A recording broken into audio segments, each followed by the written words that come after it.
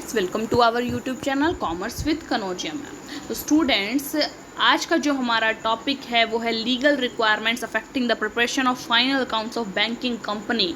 यानी कि जो हमारा चैप्टर चल रहा है, chapter number 5 accounts of banking company, उसी का एक पार्ट है। पार्ट नंबर 3 वीडियो है, 2 वीडियो मैं प्रोवाइड कर चुकी हूँ, थर्ड वीडियो ये हमारी आ रही है, legal requirement affecting the preparation of final accounts of banking company. तो चलिए स्टूडेंट, देखते हैं कौन कौन सी लीगल रिक्वायरमेंट है जो कि अफेक्ट करती है जो preparation of financial account of banking company, banking account के फाइनेंशियल अकाउंट को प्रिपेयर करने को अफेक्ट करती है जो लीगल रिक्वायरमेंट है। यानी कि इन लीगल रिक्वायरमेंट को आपको पूरा करना ही पड़ेगा अगर आप एक बैंकिंग कंपनी रन कर रहे हो। तो फर्स्ट देखिए, कैपिटल एंड रिजर्व।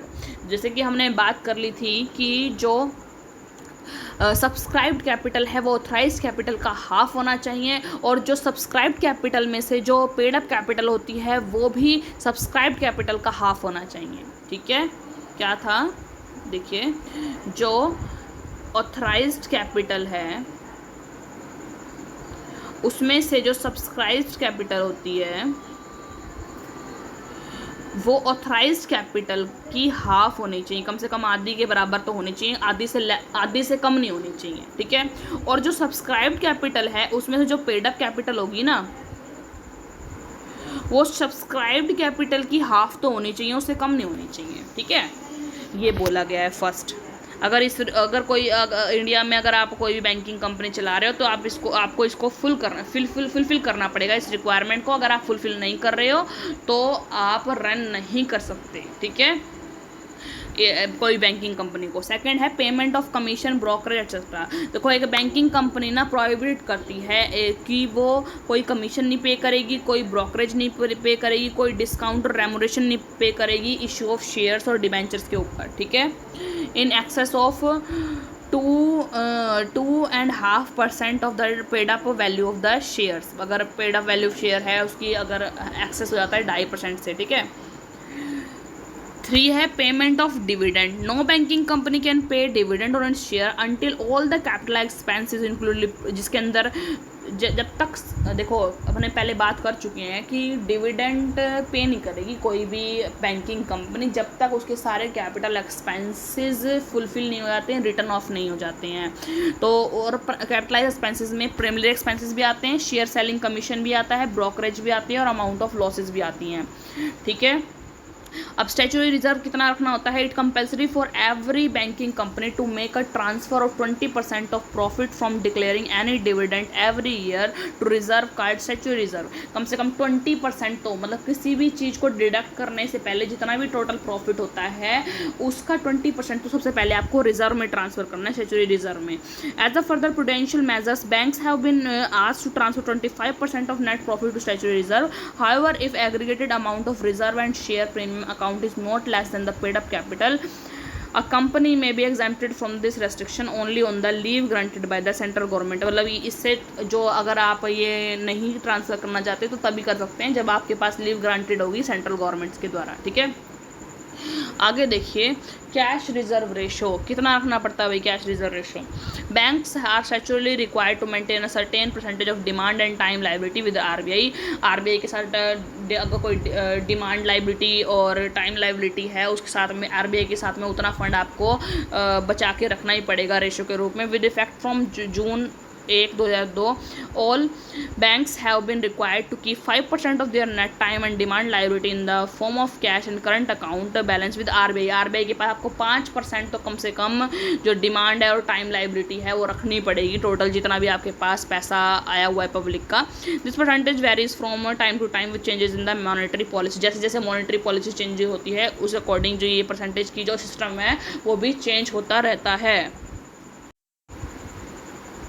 हाँ जी, आगे देखिए, 6 statutory liquidity ratio SLR। In addition to CRR, banks are expected to maintain 25% of their net demand and time liability in the form of cash, gold and unencumbered approved security. मतलब कि जो भी gold, मतलब cash के other cash, gold और कोई भी securities है उसका 25% भी आरबीआई के पास आपको सबमिट कराना पड़ेगा स्टैच्यूटरी लिक्विडिटी रेशो के रूप में। ठीक है, आगे देखिए, prohibition of trading.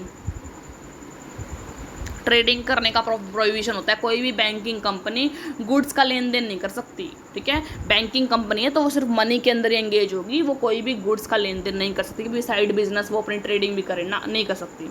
A banking company can not directly और indirectly deal in the buying, selling और bartering of goods, however it may buy, sell or barter in connection with bills of exchange received for collection or negotiation। बस वो barter कर सकती है, negotiation bill के according कर सकती है, नेगोशिएबल बिल है उसका लेना देना कर सकती है, लेकिन वो कोई गुड्स का ट्रेड नहीं कर सकती, व्यापार नहीं कर सकती, ठीक है। चाहे वो डायरेक्टली कर रही हो, चाहे पीछे छुप छुपा के इनडायरेक्टली कर रही हो, ऐसा नहीं कर सकती वो, ठीक है। 8 देखिए, disposable of non banking asset.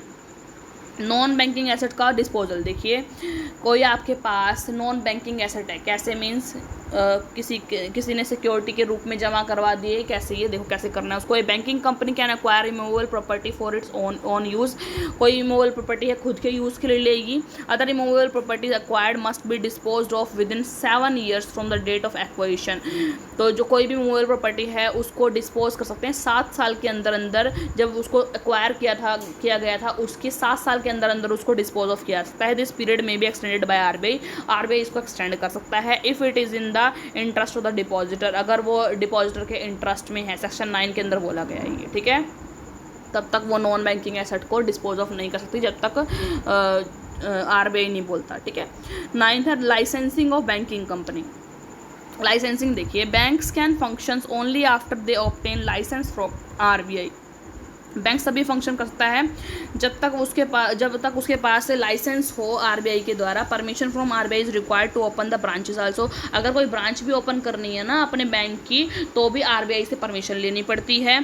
Such licensing permission is only after RBI satisfy itself adequate capital and reserve and the interest of the depositor. ये लाइसेंसिंग तभी मिलती है जब आरबीआई सेटिस्फाई हो जाता है कि इसके पास एडिक्वेट कैपिटल हैं, रिजर्व हैं और डिपॉजिटर का इंटरेस्ट भी क्रिएट करके रखते हैं ये, ठीक है भाई। इंटरेस्ट भी प्रोवाइड करते हैं, मतलब डिपॉजिटर को इसके अंदर रुचि है, ठीक है। आगे देखिए, unclaimed deposit. Every banking company is required to submit a return in the prescribed form to RBI at the end of each year of all accounts in India.